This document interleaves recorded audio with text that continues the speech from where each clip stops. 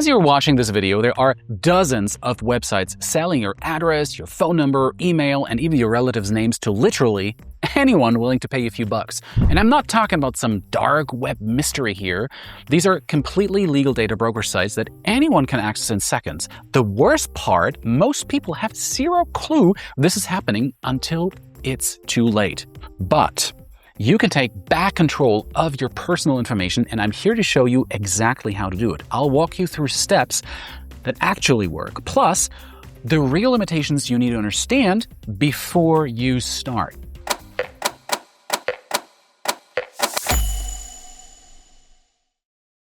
It may seem like there's nothing you can do about your data being bought and sold online. So why should you even care about this?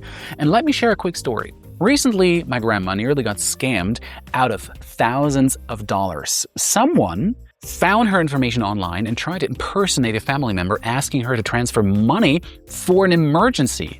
It's really creepy when you think about it.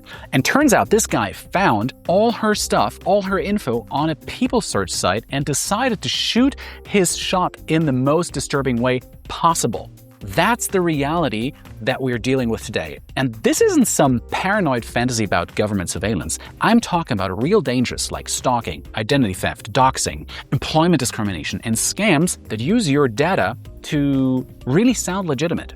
And we know that data breaches happen constantly. Like every single week there's a new one. But what makes you vulnerable is not just the breach itself. It's the fact that your exposed information from many different breaches gets combined, it gets packaged up, and then sold to data brokers who then resell it to anyone for profit. Let me explain how data brokers actually work, because once you understand the system, the removal process makes way more sense. Data brokers are essentially companies that collect and sell personal information, right? That's their entire business model. And sometimes the data comes from breaches, but not always. They also pull information from public records like property ownership, voter registrations, court documents, social media profiles. They buy data from other companies, also from browsers, right? About your online purchases, app usage, browsing habits, I mean, you name it. And then they combine all of this into detailed profiles that include your full name, your current and past addresses, phone numbers, email addresses, relatives' names, property values, everything combined. And the craziest part, it's not even really illegal, right? There are literally hundreds of sites out there. Some are massive operations that you might even have heard of, right? Sites like White Pages, Spokeo, Intellius. Others are sketchy websites operating from, I don't know, who knows where, right? Now, can you completely erase all traces of yourself online? No.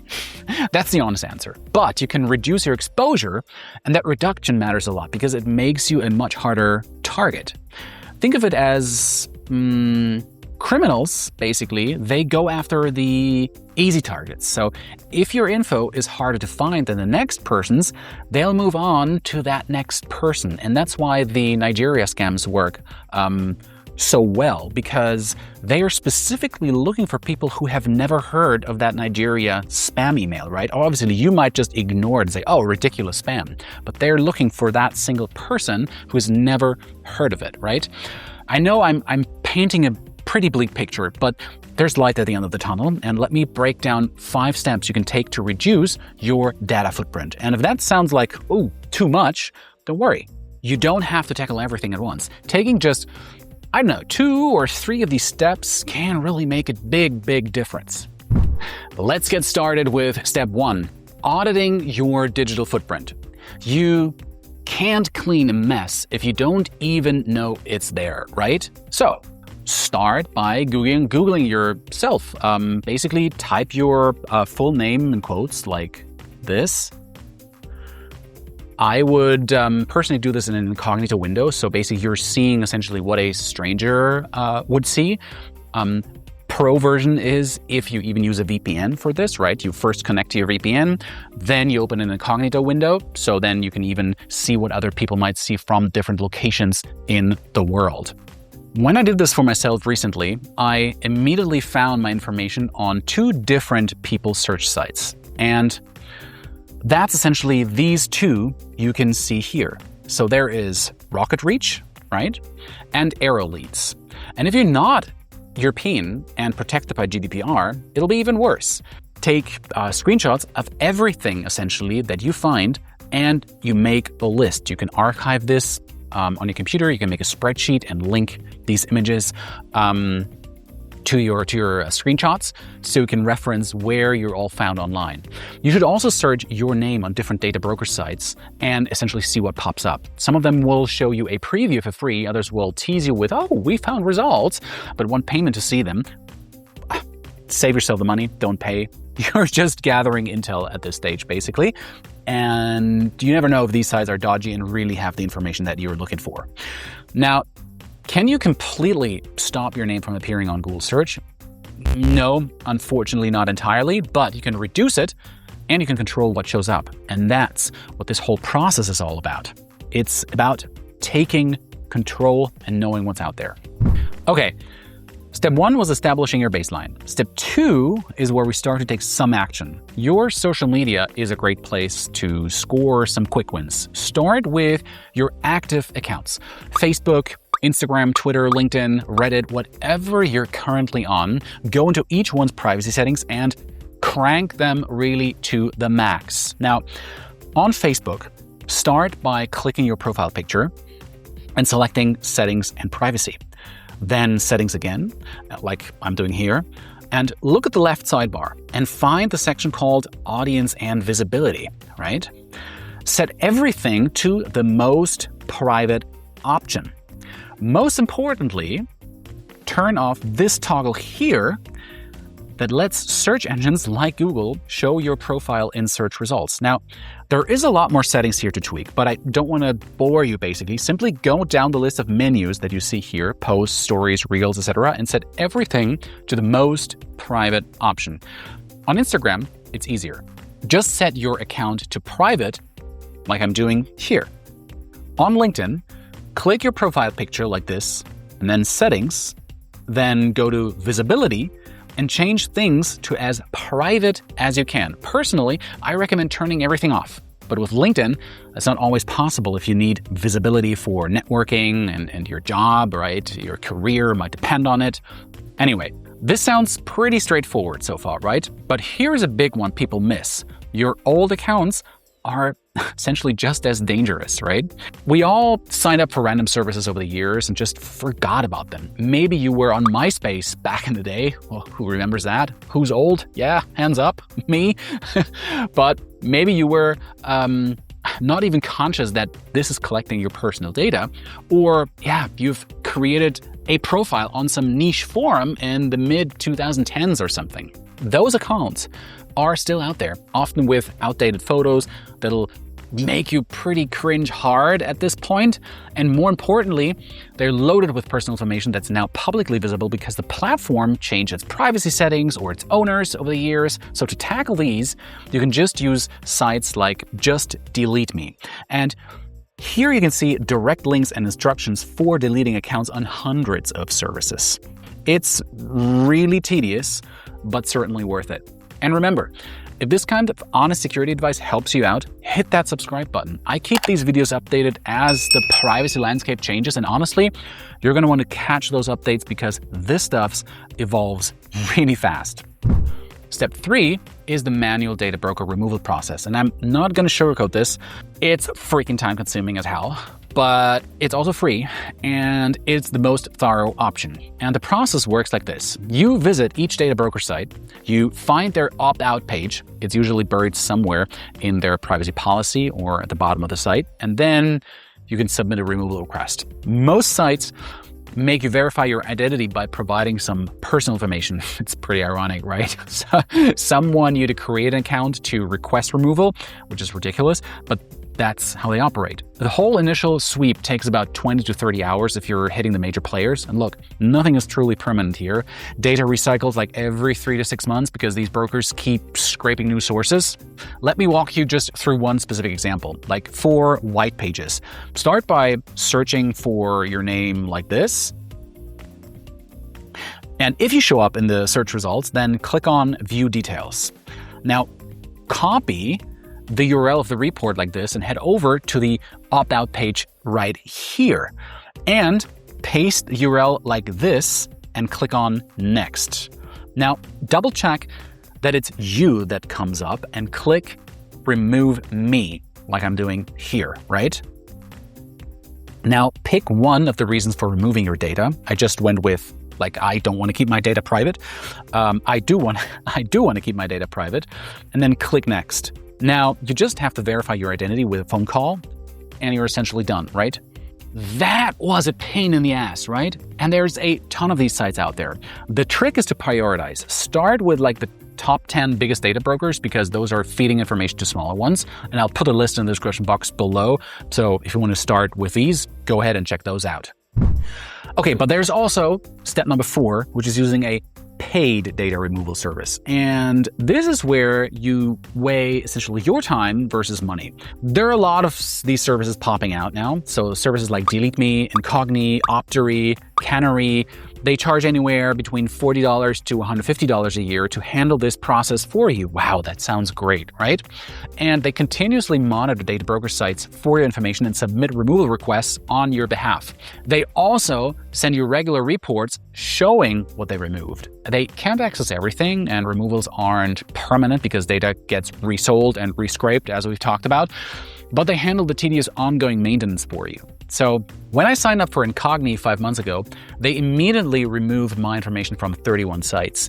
5 months later, I checked manually and my info had reappeared on more than 20 of those sites. And Incogni caught it during their next scan and removed it again. So it works, but it's a subscription service for a reason, right? You need continuous monitoring, but I highly recommend it if you don't want to go through the steps manually yourself. And unless you're retired and bored as hell, I think you're way better off paying one of these services. Now, is this worth the cost? For me, I can only speak for me personally. I'd say yes, because I have a business to run, I have a private life, I have friends, as all of you have, right? So unless you have all the time in the world to send out data removal requests like a dystopian game of whack-a-mole, I'll leave the links in the description box to the best services that I can recommend where you can even sign up with a discount. And as of 2026, Incogni is the cheapest option, and I also found it basically the easiest to use, but there is no right or wrong answer here. Step 5 is a Google-specific removal, which is kind of like its own beast. So when people ask how to be unsearchable on Google, what they're really asking is how to control what Google shows when someone searches their name. So you can't make Google forget you exist, because Google's just scraping the web and then prioritizing what to show in the search results. But you can remove specific results. So head back to that Google search you did on yourself in the beginning. See these 3 dots next to each search result? Well, click that and select Remove Result. You'll have to tell Google exactly what information is being exposed. So fill out like I'm doing it right here. And once you're done, you'll have to wait for Google to verify and remove the search result.